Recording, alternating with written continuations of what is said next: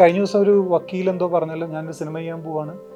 അപ്പോൾ ആണ് പെൺ ദൈവങ്ങളുടെ ലിസ്റ്റ് വേണമെന്ന് പെൺ പറഞ്ഞു. ദൈവങ്ങളുടെ കംപ്ലീറ്റ് ലിസ്റ്റിങ് അപ്പോൾ അവർ തരാൻ ബാധ്യസ്ഥരാണ്. അവർ പറയണമല്ലോ ഏതൊക്കെ ദൈവങ്ങൾ, ഇല്ലെങ്കിൽ അതിന്റെ പര്യായ നാമങ്ങൾ യൂസ് ചെയ്യാൻ പാടില്ല എന്ന് പറഞ്ഞാലല്ലേ നമുക്കിനി അത് ഫർദർ ഭാവിയിൽ നമ്മൾ യൂസ് ചെയ്ത് ചെയ്യാതിരിക്കുള്ളൂ. ഇല്ലാതെ നമ്മൾ ഇത്രയും 3-4 കോടി രൂപ മുടക്കി ഇത് എടുക്കാൻ പാടില്ല എന്ന് അവസാനം സെൻസർഷിപ്പ് പറയുമ്പോൾ അത് തോന്നിയാസല്ലേ എന്നൊരു ചോദ്യം.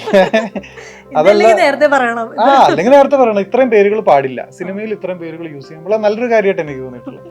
ഇങ്ങനത്തെ സബ്ജക്ട്സ് പറയാൻ പാടില്ല എന്ന് ഒരു നിയമം ഇറക്കുവാണെന്നുണ്ടെങ്കിൽ നമുക്ക് അതിനെക്കുറിച്ച് പിന്നെ സിനിമ എടുക്കണ്ടല്ലോ, നമ്മുടെ പൈസ കളയണ്ടല്ലോ വെറുതെ. അപ്പോൾ അങ്ങനത്തെ ഒരു കാര്യങ്ങൾ കൊണ്ടുവരിക, അതാണ് കുറച്ചും കൂടെ ബെറ്റർ. ഇത് നിലപാട് അറിയിക്കാനോ ഇത് ജനങ്ങൾ ചർച്ച ചെയ്തിട്ട് ഇതിന്റെ അടിയിൽ വന്ന് എന്നെ ക്രൂശിക്കാനോ എന്നെ സുഡാപ്പിയാക്കാനൊന്നും അല്ല. പക്ഷേ ഇത് കണ്ടിരിക്കുന്ന ജനങ്ങൾക്ക് എന്ത് കോമാളിത്തരാണെന്ന് മനസ്സിലാവുന്നുണ്ട്. അപ്പോൾ തിയേറ്ററിൽ ഓടുന്ന പടങ്ങളെല്ലാം നല്ല സിനിമകളാണെന്നോ നല്ല സിനിമകളെല്ലാം തിയേറ്ററിൽ ഓടുമെന്നോ ഇല്ലാന്നാണ് ഒരാളെൻ്റെ അടുത്ത് പറഞ്ഞിട്ടുള്ളത്. സിനിമ ഷൂട്ട് ചെയ്തുകൊണ്ടിരിക്കുമ്പോൾ ക്രൗഡെല്ലാം കാണാൻ നിൽക്കുക. അപ്പോൾ ഞാനൊരു ഓട്ടോക്കാരനാണല്ലോ, അപ്പോൾ എൻ്റെ ഓട്ടോ അവിടെ കിടപ്പുണ്ട്. അപ്പോൾ ഈ ഓട്ടോയുടെ അകത്ത് ഞാൻ ക്യാരവനിൽ പോയിട്ടില്ല, ഞാൻ അവിടെ ഓട്ടോയ്ക്കകത്ത് തന്നെ ഇരിക്കുകയാണ്. അപ്പോൾ ഈ ക്രൗഡ് തന്നെ തിരിച്ചു വന്നിട്ട് ചേട്ടാ ഓട്ടം പോകാമെന്ന് ചോദിക്കും. ഞാൻ പറയും ഓട്ടം പോകുന്നില്ല എന്ന് പറയും. അങ്ങനെ ഒരുപാട് പേരുണ്ട്. ഇത് കണ്ടിട്ട് ഇതിൻ്റെ പ്രൊഡ്യൂസർ രഞ്ജിത് നായർ ഒരു ഫോട്ടോ എടുത്തിട്ടുണ്ടായി.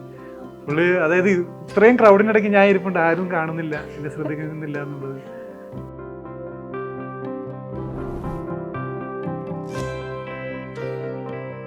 നമസ്കാരം, മീഡിയോനോടൊപ്പം ഉള്ളത് Hakim Shajahan. Welcome. Thank you. മിറാഷാണ് പുതിയ വിശേഷം. അതെ, ജീത്തു ജോസഫിന്റെ കൂടെ പുതിയൊരു പടം വരുന്നു. എന്തൊക്കെയാണ് ചിത്രത്തിലോടുള്ള ഒരു പ്രതീക്ഷകൾ? ഈ പറഞ്ഞ പോലെ നമുക്കെല്ലാവർക്കും അറിയുന്ന പോലെ ഇതൊരു സ്ലോ ബേണിങ് ത്രില്ലറാണ്.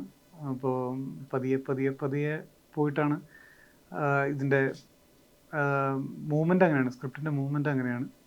മിറാഷ് എന്ന് പറയുന്ന പോലെ തന്നെ നമ്മൾ കാണുമ്പോൾ ഒരു മരീചിക കാണുമ്പോൾ എന്താ പറയുക അവിടെ ഉണ്ടെന്ന് തോന്നും, പക്ഷെ അവിടെ ചെല്ലുമ്പോൾ അത് ക്ലിയറായി വേറെ ഏതോ ഇതായി മാറുന്ന പോലെയാണ്. മിറാഷ് പോലെ തന്നെയാണ് ഇതിൻ്റെ സ്ക്രിപ്റ്റും കിടക്കുന്നത്.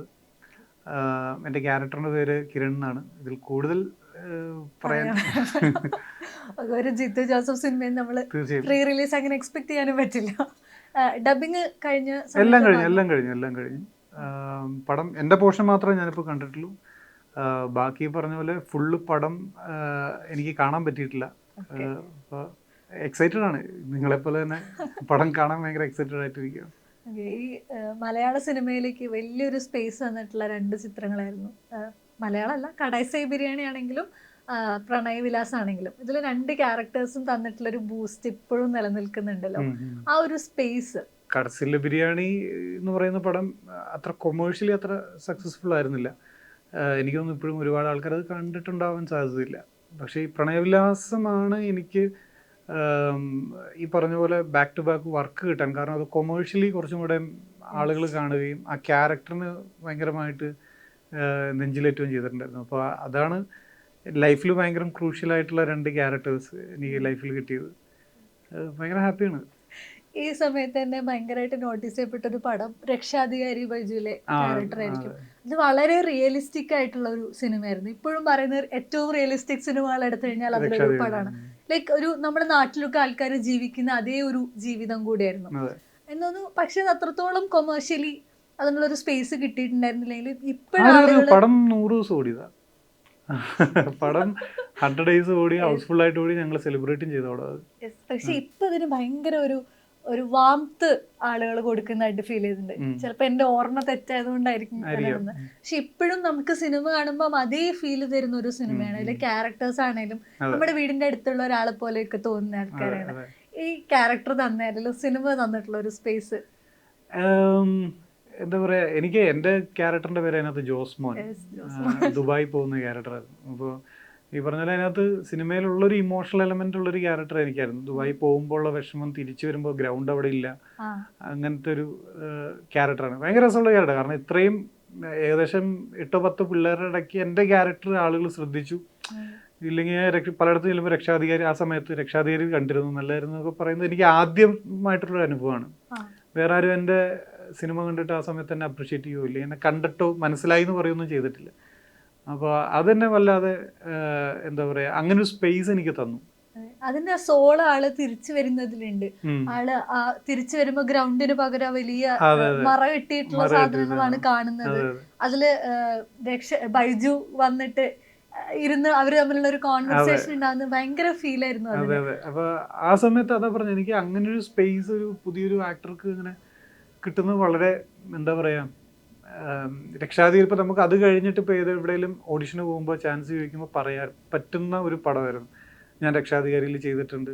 അപ്പൊ അതുകൊണ്ട് തന്നെയാണ് എനിക്ക് അത് കഴിഞ്ഞിട്ടുള്ള പടങ്ങളിലും അത്യാവശ്യം ഒരു കീ ക്യാരക്ടേഴ്സ് എനിക്ക് കിട്ടാൻ കാരണം ഈ പറയുന്ന രക്ഷാധികാരിയൊക്കെയാണ്. കാരണം ഇന്നിപ്പോ ഒരു സീൻ ചെയ്താൽ നാളെ എനിക്ക് 2 സീൻ കിട്ടും, അത് കഴിഞ്ഞാൽ 4 സീനും, അങ്ങനെയാണല്ലോ.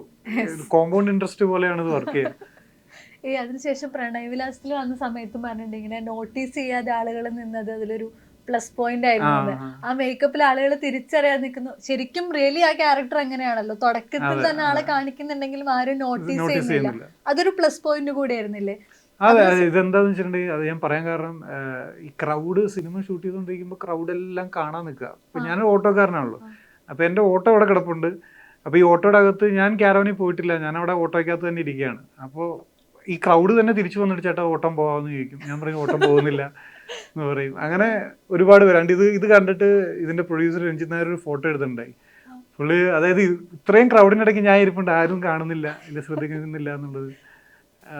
ഇല്ല, എനിക്ക് ആ സമയത്ത് എന്നെ അറിയുന്ന, ഞാൻ അത്ര ഫേസ് എൻ്റെ ഫെമിലിയർ ആയി തുടങ്ങിയിട്ടുണ്ടായിരുന്നില്ല ചിലപ്പോൾ. പക്ഷെ അതല്ലെങ്കിൽ കൂടി ഒരു ആർട്ടിസ്റ്റ് ആണെന്നോ ഇയാൾ മേക്കപ്പ് ഇട്ടിരിക്കുകയാണെന്നോ ആളുകൾക്ക് മനസ്സിലായില്ല. അതാണ് എനിക്ക് അതിനകത്ത് കിട്ടിയ ഒരു കിക്ക് ആ സമയത്ത്. ഇതിനകത്ത് തന്നെ ആ ക്യാരക്ടറിന് ഉണ്ടാവുന്ന ഒരു ഇമ്പാക്റ്റ് ഉണ്ട്. അയാള് എല്ലാം നഷ്ടപ്പെട്ടിട്ട് ആണ് അവിടെ നിൽക്കുന്നത്. അതേസമയം അയാള് ഓപ്പോസിറ്റ് ടൈമിലേക്ക് പോകുമ്പോൾ അയാൾ വളരെ എക്സെൻട്രിക് ആയിട്ടുള്ള ഭയങ്കര എല്ലാ തരത്തിലുള്ള വികാരങ്ങളും ഉള്ള ഒരു മനുഷ്യനാണ്. അയാളുടെ പ്രണയമുണ്ട്, ഫ്രണ്ട്ഷിപ്പ് ഉണ്ടാവുന്നുണ്ട്, അയാളുടെ ഒരു സമരവീര്യമൊക്കെ നമുക്ക് കാണാൻ പറ്റുന്നുണ്ട്. അങ്ങനെ ഒരു ക്യാരക്ടർ സഡൻ ആയിട്ടാണല്ലോ വേറൊരു ക്യാരക്ടറായിട്ട് അത് മാറുന്നത്. ആ ഒരു ട്രാൻസ്ഫോർമേഷനും മൊത്തത്തിൽ ആ സിനിമയിലേക്ക് ഉണ്ടായിട്ടുള്ള ഒരു കോൺട്രിബ്യൂഷൻ എങ്ങനെയായിരിക്കും? സിനിമ ഈ എന്താ പറയാ, ഞങ്ങൾ ഷൂട്ട് ചെയ്ത് 2 സമയത്തായിട്ടാണ്. ലൈക്ക് എൻ്റെ ആദ്യമേ എടുത്തത് പ്രായമായിട്ടുള്ള പരിപാടി, ഏജ്ഡ് ക്യാരക്ടർ ഞങ്ങൾ ആദ്യം എടുത്തത്. പിന്നെ ഒരു 15 ദിവസം 20 ദിവസം ഗ്യാപ്പ് ഉണ്ടായിരുന്നു. അത് കഴിഞ്ഞിട്ട് ഞാൻ പോയി ഫുഡൊക്കെ അടിച്ച് നന്നായിട്ട് വയറൊക്കെ നിറച്ച് കുറച്ച് പുഷ്ടി തോന്നിയിട്ടാണ് ഞാൻ പിന്നെ യങ് വേർഷൻ ചെയ്യണത്. പക്ഷെ നമ്മൾ ഈ സിനിമ കാണുന്ന സമയത്ത് ഒരു സീനിൻ്റെ മുന്നേ പിന്നെ ആയിട്ട് ലൈക്ക് ഒരു മിനിറ്റിൻ്റെ ഇടയ്ക്കാണ് ഈ 2 ക്യാരക്ടർ കാണുന്നത്. അപ്പോൾ അതിൻ്റെ ഉള്ളൊരു ഇമ്പാക്റ്റ് ജനങ്ങൾക്ക് കിട്ടും ഒബ്വിയസ്ലി.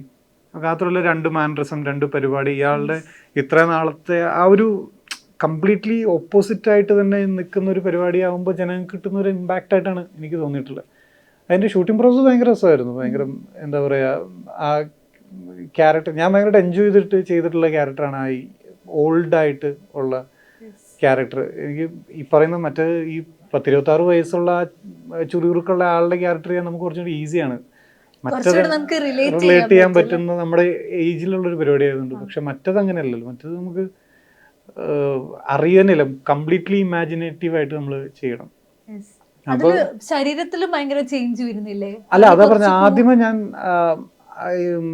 വർക്കൗട്ട് ചെയ്ത് ഭയങ്കരമായിട്ട് മെലിഞ്ഞിരിക്കുന്ന സമയത്താണ് ഞാനത് ഓൾഡാണ് ഞങ്ങൾ ആദ്യം എടുക്കണേ. പിന്നെ അതിനകത്ത് ചെറിയൊരു കൂനും ചെറിയൊരു നെറ്റ് ചുളിക്കലും കണ്ണ് ചുളിക്കലും അങ്ങനെ കുറേ പരിപാടികൾ അങ്ങനെ പിടിച്ചിട്ടുണ്ടായി. ഇതെല്ലാം ഇല്ലല്ലോ ഇതിനകത്ത് വരുമ്പോഴത്തേക്കിനെല്ലാം ഫേസ് എല്ലാം വലിഞ്ഞ് യങ് ആയിട്ട് തുടുത്തിരിക്കുന്ന ഒരു പ്രായമല്ലേ. അപ്പൊ അതാ പറഞ്ഞ, അപ്പൊ പെട്ടെന്ന് കാണുമ്പോ ആളുകൾക്ക് അയ്യോ എന്ന് തോന്നും. പക്ഷെ അതേസമയം മനസ്സിലാവാൻ വേണം അല്ലെ, ഇതേ ആളാണ് ഇവിടെ നിൽക്കുന്നതെന്നുള്ളതും കൂടെ മനസ്സിലാവും. ഈ കരസിലെ ബിരിയാണിയിലേക്ക് വരുന്ന സമയത്ത് ആളൊരു കംപ്ലീറ്റ്ലി വേറെ തന്നെ സ്വഭാവമുള്ള ഒരു മനുഷ്യനാണ് അയാള്. പക്ഷെ നമുക്ക് കുറച്ചുകൂടെ നമ്മുടെ ഒരു കേരളത്തിലുള്ള ഒരു ടെറയില് കുറച്ചുകൂടെ പെട്ടെന്ന് റിലേറ്റ് ചെയ്യാൻ പറ്റുന്ന, അല്ലെങ്കിൽ പേഴ്സണലി അല്ല എങ്കിൽ പോലും ആളെ മനസ്സിലാക്കാൻ പറ്റുന്ന ഒരു ക്യാരക്ടർ കൂടെയാണ്. അത് കുറച്ചുകൂടെ ഹൈ അല്ലേ ആ ക്യാരക്ടർ? അതിനകത്തേക്ക് വന്നൊരു പ്രോസസ്. അതിനകത്തേക്ക് എങ്ങനെയാണ് ഇന്നാവുന്നത്? അവര് എൻ്റെ ഒരു പ്ലേ കണ്ടിട്ടുണ്ടായി, ഞാൻ ചെയ്ത പ്ലേ, ഞാനൊരു പ്ലേ റെക്കോർഡ് ചെയ്ത് വെച്ചിട്ടുണ്ടായി. അപ്പോൾ അവർ ഇവിടെ ആർട്ടിസ്റ്റിനെ അന്വേഷിച്ച് ഇറങ്ങുന്ന സമയത്ത് എന്നെ വിളിച്ചപ്പോൾ ഞാൻ എൻ്റെ പ്ലേ അയച്ചു കൊടുത്ത് അവർ ഓക്കെ. അവർ പറഞ്ഞു ഇത് തന്നെയാണ് നമ്മൾ നോക്കി നടക്കുന്നത്. ആ സമയത്ത് ഞാനൊരു പ്ലേ ചെയ്തു, ഇതുപോലെ കുറച്ച് എക്സെൻട്രിക് ആയിട്ടുള്ള ചെറിയ സൈക്കോ ആയിട്ടുള്ളൊരു പരിപാടി. അപ്പോൾ അവർ പറഞ്ഞു ഇത് തന്നെ മതി, ഈ ആർട്ടിസ്റ്റ് തന്നെയാണ് നമ്മൾ നോക്കുന്നത് പറഞ്ഞിട്ടാണ് ഞാൻ അത് തിന്നാവുന്നത്. അത് ചെയ്യുന്ന സമയത്ത് നമ്മളിപ്പോൾ ഈ പറയുന്ന ഓരോ ആർട്ടിസ്റ്റിനും ഓരോ മെത്തേഡാണല്ലോ. ഈ കടസിലെ ബിരിയാണിക്ക് ഞാൻ എടുത്ത മെത്തേഡ് എന്ന് പറഞ്ഞിട്ടുണ്ടെങ്കിൽ അങ്ങനെ എന്താ പറയുക, ഭയങ്കര അൺസ്റ്റോപ്പബിൾ ആയിട്ടുള്ള ഒരു ക്യാരക്ടർ ഇയാൾ. അപ്പോൾ നമുക്ക് കിട്ടുന്ന ഒരു എനർജി ഉണ്ടല്ലോ, നമ്മുടെ ഒരു ഓറ എന്ന് പറയുന്ന ഒരു സാധനം, അത് ഭയങ്കര രസമായിരുന്നു. ലൈക്ക് ഞാനതിപ്പോൾ ക്യാരക്ടർ പിടിച്ചിരിക്കണ സമയത്ത് പോലും എന്നെ ഡിസ്റ്റർബ് ചെയ്യാനോ ഇല്ലെങ്കിൽ എന്നോട് എന്തെങ്കിലും ചുമ്മാ തമാശ സംസാരിക്കാനോ ഒന്നും സെറ്റിലുള്ളവർ നിന്നിട്ടുണ്ടായില്ല. അപ്പോൾ അതുകൊണ്ട് തന്നെ എനിക്ക് ആ ഒരു കംപ്ലീറ്റ് സ്പേസ് ഉണ്ടായിരുന്നു. അത് യൂസ് ചെയ്ത് ആ ഒരു ക്യാരക്ടറിൽ ജീവിക്കാനുള്ളൊരു സ്പേസ് ഉണ്ടായിരുന്നു. അത് തന്നെയാണ് എനിക്ക് അതിനകത്ത് ചെയ്യാൻ പറ്റിയതെന്ന് എനിക്ക് തോന്നുന്നു. അതിന്റെ അക്സെപ്റ്റൻസ് എങ്ങനെയായിരുന്നു? എനിക്ക് തോന്നുന്നു അത് ഒരുപാട് ക്രിട്ടിക്കലി അക്ലെയിംഡ് ആയിട്ടുള്ള ഒരു പരിപാടി കൂടെയായിരുന്നു. നെറ്റ്ഫ്ലിക്സിൽ അത് റിലീസായ സമയത്ത് തന്നെ ഒരുപാട് ഫിലിം ഗ്രൂപ്പുകൾ അത് ഷെയർ ചെയ്യപ്പെട്ടു. എനിക്ക് നേരത്തെ കൊമേഴ്ഷ്യലി ആയില്ല എന്ന് പറഞ്ഞെങ്കിൽ പോലും ഈ പറഞ്ഞ സിനിമ കാണുന്ന ആളുകൾ, സിനിമ തേടി പിടിച്ച് കാണുന്ന ആളുകൾ, സിനിമയെ സ്നേഹിക്കുന്ന ആളുകൾക്ക് അത് ഭയങ്കരമായിട്ട് ഇഷ്ടപ്പെട്ടിട്ടുണ്ടെന്ന് തോന്നുന്നു. കാരണം എനിക്ക് ആ സമയത്ത് ഒരുപാട് മെസ്സേജുകൾ വരികയും അതിനെനിക്ക് ആനന്ദ വികടൻ അവാർഡ് കിട്ടുകയൊക്കെ ചെയ്തിരുന്നു ആ സമയത്ത്. അപ്പം അത് ഈ പറഞ്ഞ പോലെ തമിഴ്നാട്ടിലാണ് ഇവിടേക്കാളും കുറച്ചും കൂടെ ഇത് അക്സെപ്റ്റൻസ് കിട്ടിയത്. കാരണം വിജയ് സേതുപതി ഉണ്ട്, പുള്ളിയുടെ നറേഷനിലാണ് സിനിമ പോകുന്നത്. അപ്പോൾ ആ ഒരു അങ്ങനത്തെ ഒരു എലമെന്റുകളൊക്കെ ഉള്ളതുകൊണ്ട് അത് അവിടെ ഭയങ്കരമായിട്ട് സ്വീകരിച്ചു. ഇവിടെ സ്വീകരിച്ചില്ല എന്നല്ല, ഇവിടെയും ഈ പറയുന്ന പോലെ നമ്മൾ സിനിമയെ തേടി പിടിച്ച് കാണുന്ന ഇങ്ങനൊരു പടമുണ്ട് കണ്ടു നോക്കുന്നു പറയുന്ന ആൾക്കാരുണ്ടല്ലോ, അങ്ങനെയുള്ളവരാണ് പടം കണ്ടിട്ട് എനിക്ക് മെസ്സേജുകൾ അയക്കുന്നതൊക്കെ. ഭയങ്കര രസമാണ്. അപ്പോൾ വേറെ തന്നെ ഒരു ഓഡിയൻസും സിനിമക്കാർ പകുതിമുക്കാല ആൾക്കാരും കണ്ടിട്ടുണ്ടായിരിക്കാമെന്ന് നിൽക്കും. കാരണം ഞാൻ സംസാരിക്കുന്ന ഫിലിം ക്രൂവിലൊക്കെ എടാ പടം കണ്ടിട്ടുണ്ടെന്ന് പറയാറുണ്ട്. അല്ലാതെ പൊതുവെ ജനങ്ങളുടെ അടുത്ത് അതേത് പടം കണ്ടിട്ടുണ്ടാവില്ല. ഇതേ സമയം തന്നെ കടകൻ റിലീസായിരുന്നു. അതും ഈ പറഞ്ഞതുപോലെ ഒരു പെർട്ടിക്കുലർ ഓഡിയൻസിനെ മാത്രം എന്റർടൈൻ ചെയ്ത് കടന്നു പോയിട്ടുള്ള ഒരു സിനിമയാണ്. അതേസമയം അതിലെ ഫൈറ്റ് ആണെങ്കിലും അതിലൊരുപാട് രംഗങ്ങൾ ആളുകൾ ഇതുപോലെ അപ്രീഷിയേറ്റ് ചെയ്ത് കണ്ടിട്ടുണ്ട്. അതും ഈ പറഞ്ഞ പോലെ ഒരു കൾട്ട് ഓഡിയൻസ് അല്ലെങ്കിൽ ഒരു ഡിഫറെന്റ് ഗ്രൂപ്പ് ഓഫ് ഓഡിയൻസിനാണ് അത് ഏറ്റെടുക്കാൻ പറ്റിയിട്ടുള്ളത്. ഈ പറയുന്ന ഓഡിയൻസ് ഡൈവേർട്ട് ആയി പോകുന്ന ഒരു പ്രശ്നമായിട്ട് തോന്നിയിട്ടുണ്ടോ? എനിക്ക് തോന്നുന്നു ഒരിക്കലും നമുക്ക് 100% കോർ ഓഡിയൻസിനെ നമുക്ക് എൻ്റർടൈൻ ചെയ്യാൻ പറ്റും തോന്നുന്നില്ല ഇപ്പോഴും. കാരണം ഇപ്പോൾ മെയിൻ ഓഡിയൻസ് എന്ന് പറഞ്ഞിട്ട് വളരെ കുറച്ചേ ഉണ്ടാവുള്ളൂ. അതായത് ഇപ്പോൾ ഒരു 100 കോടി കളക്ട് ചെയ്യുന്ന പടം എന്ന് പറഞ്ഞിട്ടുണ്ടെങ്കിൽ എത്ര പേര് തിയേറ്ററിൽ കാണും? 10, 15, 20 ലക്ഷം ആൾക്കാർ തിയേറ്ററിൽ കാണും. ഈ 20 ലക്ഷം ആൾക്കാർ ഉള്ളൂ 100 കോടി എത്തിക്കാൻ. അപ്പോൾ ഈ 20 ലക്ഷം നമുക്ക് 3-3.5 കോടി ജനങ്ങളുണ്ട്. ഇത്രയും പേര് തിയേറ്ററിൽ വരുന്നുള്ളൂ എന്ന് വിചാരിക്കുക.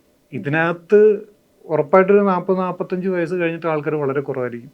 18 വയസ്സിൽ താഴെ വളരെ കുറവായിരിക്കും. അപ്പോൾ ഈ ഒരു 18 തൊട്ട് 45 വയസ്സ് വരെ ഒന്ന് കാൽക്കുലേറ്റ് ചെയ്തു. മെജോറിറ്റി ഓഫ് ഓഡിയൻസ് ഇവരിൽ നിന്ന് നല്ല അഭിപ്രായം കിട്ടിയെന്നൊന്നും നമുക്ക് വാശി പിടിക്കാൻ പറ്റില്ല.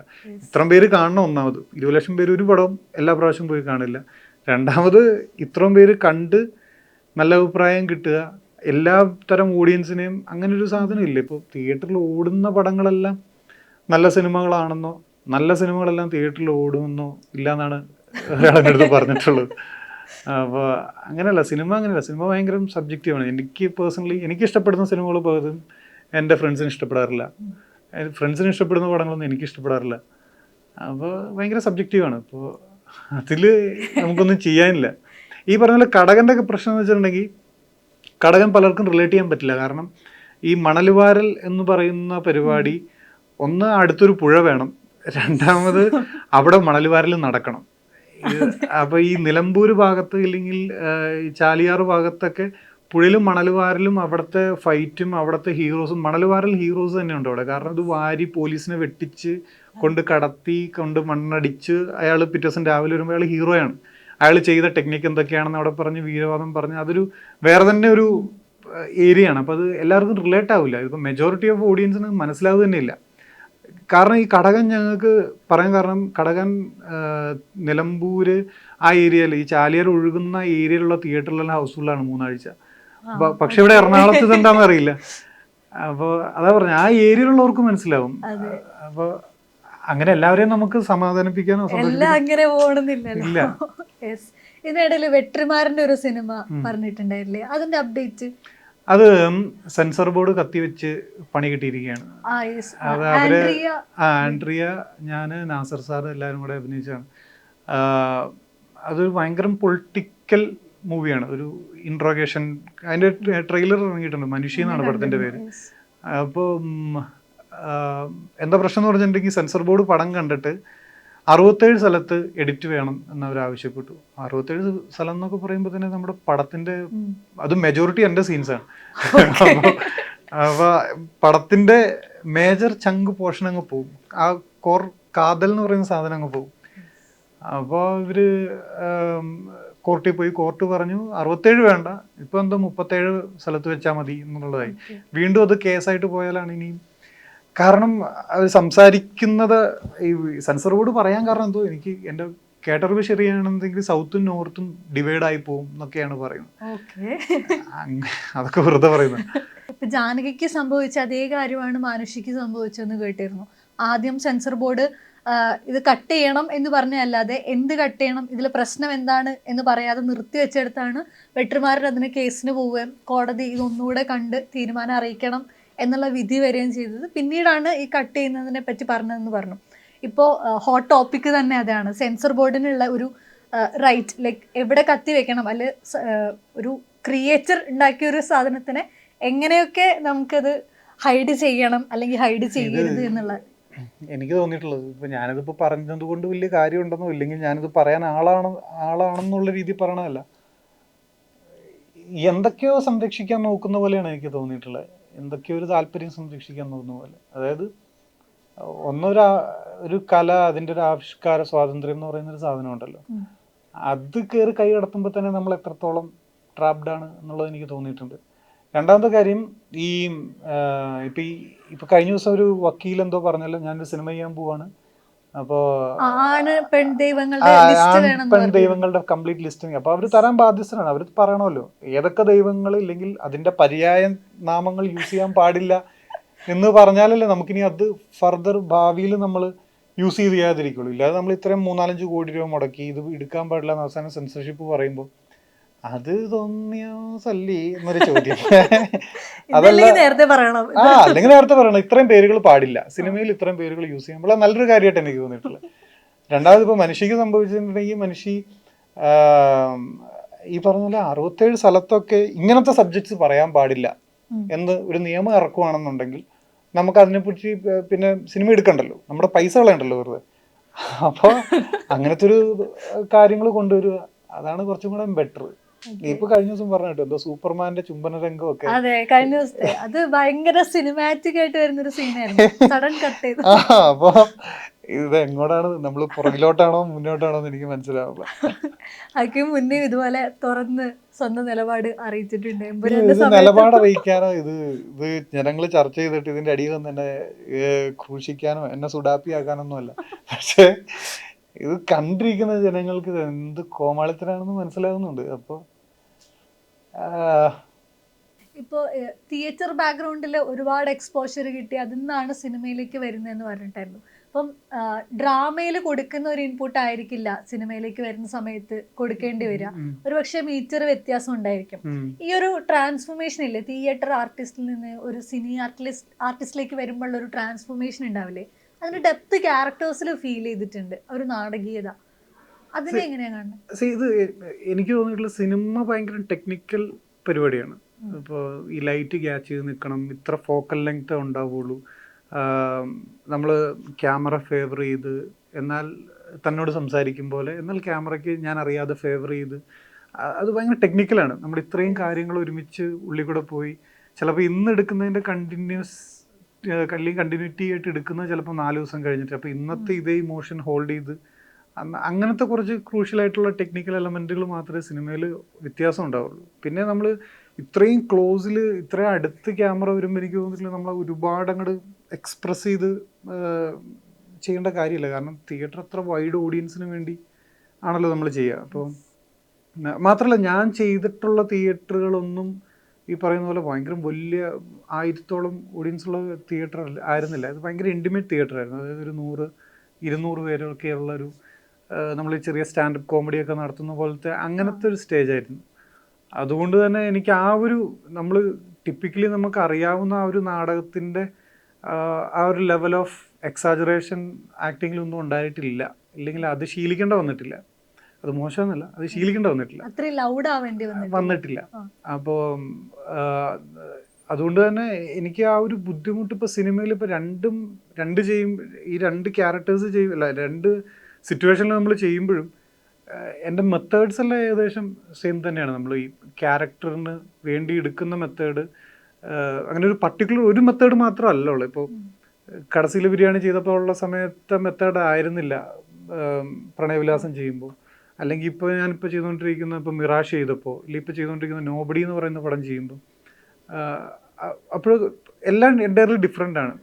അങ്ങനെ ഒരു പർട്ടിക്കുലർ സെറ്റ് ഓഫ് റൂൾസോ അങ്ങനെ ഒന്നുമില്ല.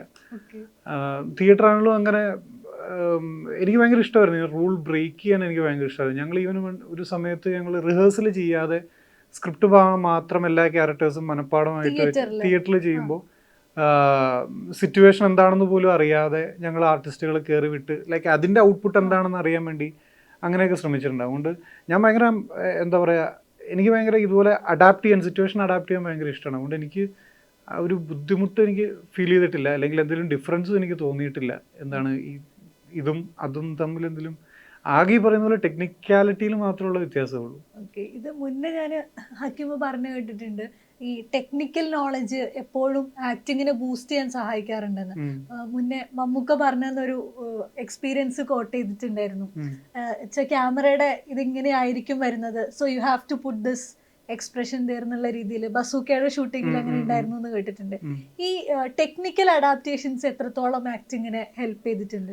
ഞാൻ സിനിമയിൽ തുടങ്ങുന്നത് ഞാൻ അസിസ്റ്റന്റ് ഡയറക്ടർ ആയിട്ടാണ്. ശരിക്കും എനിക്ക് സിനിമ മനസ്സിലാവുന്നത് അസിസ്റ്റന്റ് ഡയറക്ടർ ആയിട്ടാണ്, മാർട്ടിൻ സാറിൻ്റെ കൂടെ. അപ്പോൾ അതുകൊണ്ട് തന്നെ ഈ ആക്ച്വലി എനിക്ക് ഒരു ഡിറക്ഷൻ സൈഡിലാണ് എൻ്റെ, അല്ലെങ്കിൽ ഒരു ഫിലിം മേക്കർ പോയിന്റ് ഓഫ് വ്യൂവിലാണ് എനിക്ക് എപ്പോഴും ഇങ്ങനെ ആ ഒരു തോട്ട് കിടക്കുക. എൻ്റെ സ്കൂളിങ്ങിൻ്റെ ബേസ് അവിടെ കിടക്കുന്നതുകൊണ്ട് എനിക്ക് അത് ടെക്നിക്കൽ നോളജ് അറിയാൻ വേണ്ടിയിട്ടാണ് കാരണം ഞാൻ ABCD ചെയ്യുന്ന സമയത്ത് ഞാൻ വിചാരിച്ചു ഓക്കെ നമ്മൾ ഇത്ര ഈസി ആയിരിക്കും പരിപാടി എന്ന്. പക്ഷേ അങ്ങനെ അത്ര ഈസി ആയിരുന്നില്ല എനിക്കത്.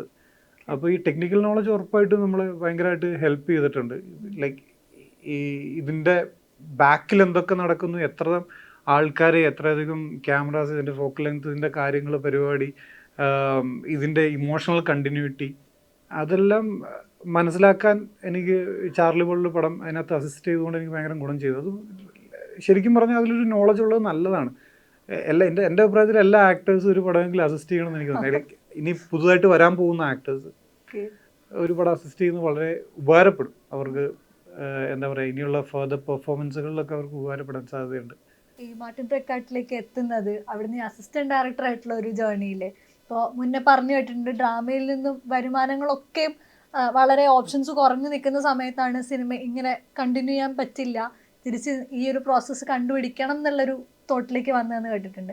അവിടെ നിന്ന് അങ്ങോട്ടേക്ക് ഉണ്ടായിട്ടുള്ളൊരു ബൂസ്റ്റ് ഇല്ലേ, അതിനുശേഷം സിനിമകളിൽ ക്യാരക്ടറായിട്ട് വരുന്നു, അസിസ്റ്റൻ്റ് ആയിട്ട് വരുന്നു, അപ്പോഴേക്ക് ലൈഫിലൊരു വേറൊരു ഫേസും കൂടി ആവുന്നില്ലേ? ആ ഒരു യാത്ര എങ്ങനെയായിരുന്നു?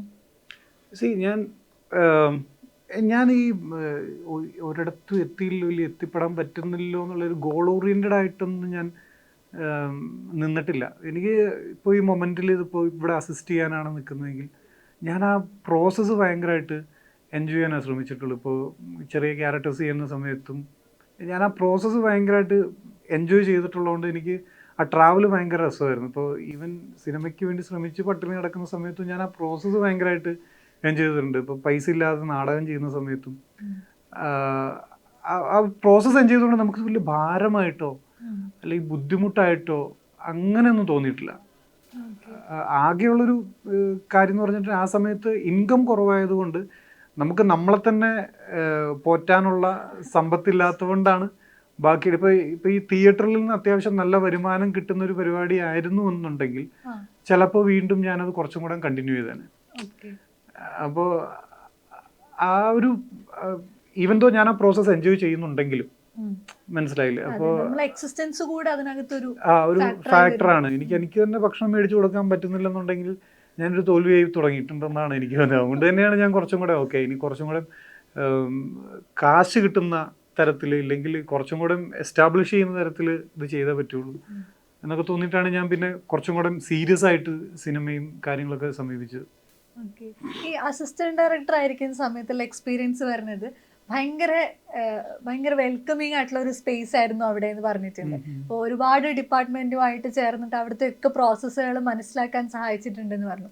അസിസ്റ്റന്റ് ഡയറക്ടേഴ്സ് പക്ഷെ പലപ്പോഴും പറയാറുണ്ട് ഇതിനകത്തെ ഹൈറാർക്കികളൊക്കെ ഒരു പ്രശ്നമായിട്ട് തോന്നിയിട്ടുണ്ട്, അല്ലെങ്കിൽ അവിടുത്തെ വേതന ഒരു പ്രശ്നമായിട്ട് തോന്നിയിട്ടുണ്ട്. അത്തരം ചർച്ചകളൊക്കെ ഈയിടെയായിട്ട് വന്നിട്ടും ഉണ്ടായിരുന്നു. ഒരിക്കലും അങ്ങനത്തെ ഒരു എക്സ്പീരിയൻസ് ഉണ്ടായിട്ടില്ല? വേതനം ഇത് ഞാൻ ആകെ ഒരു പടത്തിലാണ് അസിസ്റ്റ് ചെയ്തിട്ടുള്ളൂ. അത് കഴിഞ്ഞിട്ട് പിന്നെ ചെയ്തേക്കുന്ന കുറച്ച് ആഡ്സ് ആണ്, പിന്നെ കുറച്ച് കാസ്റ്റിംഗ് അസിസ്റ്റ് ചെയ്തിട്ടുണ്ട്. അല്ലാതെ ഇപ്പോൾ ഞാൻ പറയട്ടെ, 4-5 പടങ്ങൾ അസിസ്റ്റ് ചെയ്യുന്ന ഒരു അസിസ്റ്റന്റ് ഡയറക്ടർ, അതായത് സീരിയസ് ആയിട്ട് ഡയറക്റ്റ് ചെയ്യണം എന്നുള്ള ആഗ്രഹത്തിൽ നടക്കുന്ന, സിനിമ പഠിക്കാൻ നടക്കുന്ന, അല്ലെങ്കിൽ നല്ലൊരു കഴിവ് തെളിയിച്ചിട്ടുള്ള ഒരു അസോസിയേറ്റോ അസിസ്റ്റന്റ് ഡയറക്ടർക്ക് അവർക്ക് വേതനം ഒരു പ്രശ്നമാണ്. ഞാൻ ചാർലി എന്ന് പറയുന്ന ലൊക്കേഷനിൽ കംപ്ലീറ്റ്ലി ഹാപ്പി ആയിരുന്നു. അതായത് എനിക്ക് കാശ് കിട്ടിയില്ലെങ്കിലും കുഴപ്പമില്ലായിരുന്നു. ഞാനത് പഠിക്കാൻ വേണ്ടി പോയതാണ്.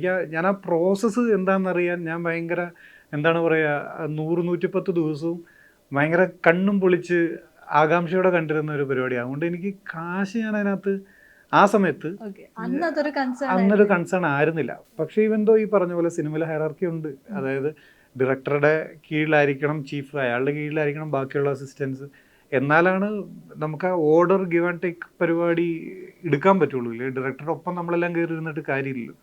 അപ്പോൾ ആ ഒരു ഹൈറാർക്കി ഉണ്ടാവും. അതുപോലെ തന്നെ അതിനകത്ത് ഈ പേയ്മെൻറ്റിൽ വ്യത്യാസങ്ങളുണ്ടാവും. ലാസ്റ്റ് അസിസ്റ്റൻസിന് ചിലപ്പോൾ കാശ് കുറവായിരിക്കും.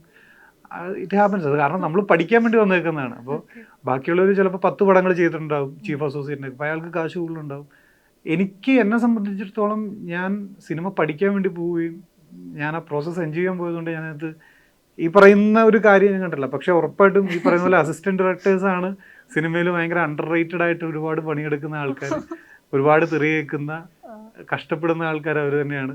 അപ്പോൾ എന്തെങ്കിലും ചെറിയ കണ്ടിന്യൂറ്റി മിസ്റ്റേക്കോ അല്ലെങ്കിൽ എന്തെങ്കിലും ഒരു സീനോ ഇല്ല ഇപ്പോൾ റീഷൂട്ട് ചെയ്യേണ്ട വന്നാലൊക്കെ ആദ്യം തെറി വിളിക്കുന്നത് ഇവരായിരിക്കും. കാരണം അവരുടെ മിസ്റ്റേക്ക് കൊണ്ടായിരിക്കും ചിലപ്പോൾ പറ്റിയിട്ടുണ്ടാവുക. അപ്പോൾ തീർച്ചയായിട്ടും ചിലപ്പോൾ അറ്റ്ലീസ്റ്റ് ഒരു മിനിമം സ്റ്റാൻഡേർഡ് പേയ്മെൻറ്റ് എല്ലാവർക്കും കിട്ടണം എന്നുള്ളതാണ് എൻ്റെ ആഗ്രഹം. കാരണം ഇപ്പോൾ നമ്മളിപ്പോൾ ഒരു എന്തെങ്കിലും പണിക്ക് ഒരാളെ വിളിച്ചാൽ ഒരു പെർ ഡേ 1500 നമുക്ക് കൊടുക്കാതിരിക്കാൻ പറ്റില്ല. പല അസിസ്റ്റൻസും എനിക്ക് തോന്നുന്നു, ഞാനിപ്പോൾ വർക്ക് ചെയ്തിട്ടുള്ള സിനിമയെക്കുറിച്ചല്ല പറയുന്നത്, പക്ഷേ പല സിനിമയിലും വർക്ക് ചെയ്തിട്ട് എനിക്ക് 10-15,000 രൂപ കിട്ടിയിട്ടുള്ളൂ എന്ന് പറയുമ്പോൾ വിഷമം തോന്നും. കാരണം 60 ദിവസം ഷൂട്ട് ചെയ്തിട്ട് അത്രയും കുറച്ച് കൊടുത്തുള്ളൂ എന്ന് പറഞ്ഞാൽ അത് ഒരു മനുഷ്യനെ റെസ്പെക്ട് ചെയ്യാത്ത പോലെ എനിക്ക് തോന്നുന്നു. എൻ്റെ കേസ് അതല്ല കേട്ടോ, നമ്മുടെ പർപ്പസ് വേറെ നമ്മുടെ പർപ്പസ് അല്ല. എനിക്ക് അതിനകത്ത് നല്ല പേയ്മെന്റ് കിട്ടി. എനിക്ക് ചാർലി നല്ല പേയ്മെന്റ് കിട്ടി. ഇത് ഭയങ്കര വലിയ പ്രൊഡക്ഷൻ ഹൗസ് ആയിരുന്നു എൻ്റെ. മാത്രമല്ല എനിക്ക് അതിനകത്ത് ക്യാഷ് പ്രൈസും കിട്ടി. അങ്ങനെ കുറെ ചെറിയ മത്സരങ്ങളൊക്കെ നടത്തുമല്ലോ. അപ്പോൾ അതിനകത്ത് അപ്പോൾ എനിക്ക് 2-3 പ്രാവശ്യം ക്യാഷ് പ്രൈസ് കിട്ടിയിട്ടുണ്ടായി. എനിക്ക് നല്ല ക്യാഷ് കിട്ടിയിട്ടുണ്ടായ സമയത്ത്. ഓക്കെ, ഈ മാട്ടുപ്രക്കാടിന് തന്നെ ക്യാമറയുടെ മുന്നിലൂടെ വന്നിട്ടുണ്ടായിരുന്നില്ല, നായാട്ടിലേക്ക് വരുന്ന സമയത്ത് വേറൊരു എക്സ്പീരിയൻസ് ആയിരിക്കില്ലേ? അതെങ്ങനെയാ ഒരു ആസ് എൻ അസിസ്റ്റന്റ് ഡയറക്ടർ നിന്നെടുത്തുനിന്ന് നേരെ ക്യാമറയുടെ മുന്നിലേക്ക് വന്നപ്പോൾ? അല്ല, ഈ ചാർലി ചെയ്യുമ്പോഴേ ഞാൻ മടുത്തു പറഞ്ഞ ആക്ടർ ആവാൻ തന്നെയാണ് എൻ്റെ വരവും പോക്കും മടുത്തു പറഞ്ഞാൽ അറിയായിരുന്നു.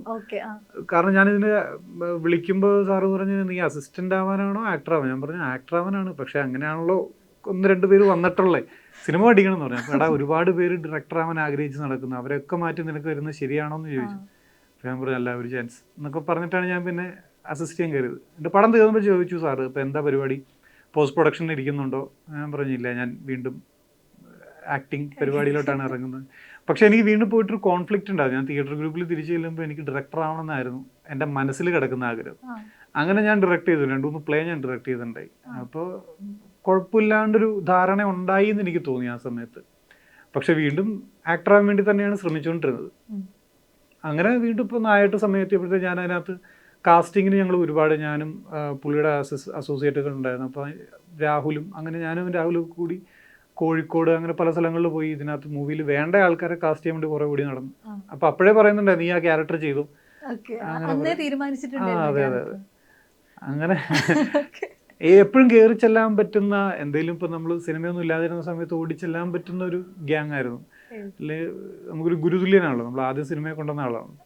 അദ്ദേഹത്തെ പറ്റി പലരും അതുപോലെ പറഞ്ഞിട്ടുണ്ട്. ഇപ്പം ജിത്തു അഷ്റഫ് ഇപ്പൊ പുതിയ സിനിമ എടുത്തു, ആ സമയത്തും മാർട്ടിൻ പ്രക്കാട്ട് തരുന്ന ഒരു ടീം വർക്ക് ഉണ്ട്, അവിടുന്ന് കിട്ടുന്ന ഒരു സ്പിരിറ്റ് ആണ് അതിലേക്ക് ഇൻഫ്ലുവൻസ് ചെയ്യുന്നതെന്ന് പറഞ്ഞിട്ടുണ്ട്. ആ ഒരു മോട്ടിവേഷൻ ഭയങ്കര. ഉറപ്പായിട്ടും കുറച്ചേരം ഫ്ലാറ്റിൽ പോയി ഇരിക്കുമ്പോൾ തന്നെ നമ്മൾ അറ്റ്ലീസ്റ്റ് പടം ഇല്ലാതിരിക്കുന്ന സമയത്തൊക്കെ അവിടെ പോയിരിക്കുമ്പോഴത്തേക്ക് ഞാനൊരു സിനിമക്കാരനാണെന്ന് തോന്നും. കാരണം ചിലപ്പോൾ 1 വർഷമായി 2 വർഷമായി പടമൊന്നും സംഭവിക്കുന്നില്ല. അപ്പോൾ അങ്ങനെ ഇരിക്കുമ്പോൾ പുള്ളിയുടെ അടുത്ത് പോകും. പുള്ളിയെ പോകുമ്പോഴത്തേക്ക് അവിടെ കുറേ ആൾക്കാരുണ്ടാവും, സിനിമ ചർച്ചകൾ നടക്കുന്നുണ്ടാവും, നമ്മുടെ കോൺട്രിബ്യൂഷൻ ചോദിക്കും. അപ്പോൾ നമ്മൾ പറയും. അപ്പോൾ അവസാനം തിരിച്ച് ഫ്ലാറ്റിലെത്തുമ്പോഴത്തേക്കിനും എന്തൊക്കെയോ ചെയ്തു എന്നൊക്കെ തോന്നൽ വരില്ലേ. ഇതിനിടയിൽ ബസൂക്ക വന്നു പോയിട്ടുണ്ടായിരുന്നു. ആ സമയത്ത് PR വർക്കുകളെ കുറിച്ച് പറഞ്ഞിട്ടുണ്ടായിരുന്നു. ലൈക്ക് സിനിമ ഇറങ്ങുന്നതിന് മുൻപ് തന്നെ സിനിമയെ നശിപ്പിക്കാൻ ശ്രമിക്കുന്ന തരത്തിലുള്ള പോസ്റ്റുകൾ വന്നിരുന്നു എന്നൊക്കെ. മലയാള സിനിമയെ റൂൾ ചെയ്യാൻ മാത്രമുള്ള PR വർക്ക് ഇവിടെ നടക്കുന്നുണ്ടോ? എനിക്കതിനെക്കുറിച്ച് വലിയ ഇപ്പം സിനിമ ഈ പറഞ്ഞ പോലെ ഇപ്പം നമ്മൾ പല സിനിമകളും നമ്മൾ പ്രിവ്യൂ വയ്ക്കുമ്പോൾ ഭയങ്കര മോശം അഭിപ്രായം കേൾക്കും. ഈ വർക്കാവില്ല, പടം പോവും എന്നുള്ള അഭിപ്രായത്തിലാണ്. പക്ഷെ തിയേറ്ററിൽ ചിലപ്പോൾ ഹിറ്റാവും. ചിലപ്പോൾ നമുക്ക് പടം നമ്മൾ ഭയങ്കരമായിട്ട് തിയേറ്ററിൽ പ്രിവ്യൂ സമയത്ത് ഭയങ്കര അഭിപ്രായം കിട്ടുന്ന പടം തിയേറ്ററിൽ വർക്കാവണമെന്നില്ല. അത് പറഞ്ഞാൽ നല്ല സിനിമകളൊന്നും ഓടിയ സിനിമകളൊന്നും നല്ല ആവണമെന്നോ യാതൊരു നിർബന്ധമില്ല. ഇത് രണ്ടും ഒരുമിച്ച് വരാം. ചിലപ്പോൾ നല്ല സിനിമയാവാം, ഓടുകയും ചെയ്യാം. സിനിമ ഇത് എടുക്കുന്ന ഒരു പബ്ലിക് കോൺഷ്യസ്നെസ് എന്ന് പറയുമല്ലോ, ഇപ്പം ഒരു പൊതുബോധം ഉണ്ടായി വരിക എന്ന് പറയുമല്ലോ. അവരെടുക്കുന്ന തീരുമാനമാണ്. അവരാണ് സിനിമ ഹിറ്റാക്കുന്നത്, അവരാണ് സൂപ്പർ സ്റ്റാർസിനെ ഉണ്ടാക്കുന്നത്, എല്ലാം അവരാണ് ഉണ്ടാക്കുന്നത്. അല്ലാതെ നമ്മളിതിവിടെ എത്രത്തോളം PR ചെയ്തിട്ടോ നല്ല സിനിമകളെ നശിപ്പിക്കാനോ ഇല്ലെങ്കിൽ ഒരു മോശം സിനിമയെ ഹിറ്റടിപ്പിക്കാനോ ഒക്കെ ജനങ്ങൾ എൻ്റർടൈൻ ആയിട്ടുണ്ടെങ്കിൽ അവർ പറയുന്ന കാര്യം ഉണ്ടെങ്കിൽ ഉറപ്പായിട്ടും എന്തെങ്കിലുമൊക്കെ അതിനകത്ത് നടക്കുമെന്ന് എനിക്ക് തോന്നുന്നുണ്ട്. നോബഡിയാണ് ഏറ്റവും റീസെൻ്റ് ആയിട്ട് നടക്കുന്നത്. നിസാം ബഷീർ, പൃഥ്വിരാജ് എല്ലാം ഉള്ള ഹൈലി എക്സ്പെക്റ്റഡ് മൂവിയാണ്. എന്തെങ്കിലും അപ്ഡേറ്റ് തരാനുണ്ടോ? പുറത്ത് പറയാനൊന്നും പറ്റില്ലേ? ഒന്നും പറയാനില്ല അതിനകത്ത്. House that experience? അടിപൊളിയാണ്. പിന്നെ എല്ലാവരും ഫ്രണ്ട്സ് അല്ലേ, എല്ലാവരും ഫ്രണ്ട്സ് ആയതുകൊണ്ട് തന്നെ നമുക്ക് ഭയങ്കര എന്താ പറയുക, നമുക്ക് ഭയങ്കര ഒരു പെർഫോം ചെയ്യാനും ഇല്ലെങ്കിൽ നമുക്ക് ആ സ്പേസ് എടുക്കാനും ഭയങ്കര ഹാപ്പിയാണ്. അതായത് നമുക്ക് കോൺട്രിബ്യൂഷൻസ് കുറച്ചും കൂടെ കൂടുതൽ കൊടുക്കാൻ തോന്നും. അപ്പോൾ ഇല്ല ഞാൻ അങ്ങനെ ചെയ്യട്ടെ, ഞാൻ ഇങ്ങനെ ചെയ്താൽ അങ്ങനെ ഉണ്ടോ, അങ്ങനെയൊക്കെ നമുക്ക് ചോദിക്കാൻ തോന്നും. മറ്റേത് എന്താ പറയുക, നമുക്കൊരു ചെറിയൊരു ഉൾവലിവ് ഉണ്ടാവുമല്ലോ, ഞാൻ ചോദിക്കുന്നത് ശരിയാണോ തെറ്റാണോ. ഇത് നമ്മൾ ഫ്രണ്ട്സ് ആയതുകൊണ്ട് നമ്മൾ ജഡ്ജ് ചെയ്യില്ല, നമുക്ക് 100% അറിയാം. അപ്പോൾ അങ്ങനെ ഒരു പടമാണ് നോബഡി. ഭയങ്കര ഹാപ്പിലി ഷൂട്ട് ചെയ്യുന്ന, ഭയങ്കര രസമായിട്ട് ഷൂട്ട് ചെയ്ത് പോകുന്നൊരു പടം. എനിക്ക് തോന്നുന്നു പേഴ്സണൽ ലൈഫിലും കരിയറിലും ഒരു ഭയങ്കര ബ്രൈറ്റൻ സ്പേസിലാണ് ഇപ്പോൾ ഹക്കീം ഷാ ഉള്ളതെന്ന് തോന്നുന്നു. അത് ഇതിനേക്കാൾ തിളങ്ങി വരട്ടെ. ഇതിനേക്കാൾ നല്ലൊരു സ്പേസിലേക്ക് സ്വപ്നം കണ്ടതിനപ്പുറത്തേക്ക് എത്തട്ടെ. Thank you. മിറാഷിനും all the best. Thank you so much.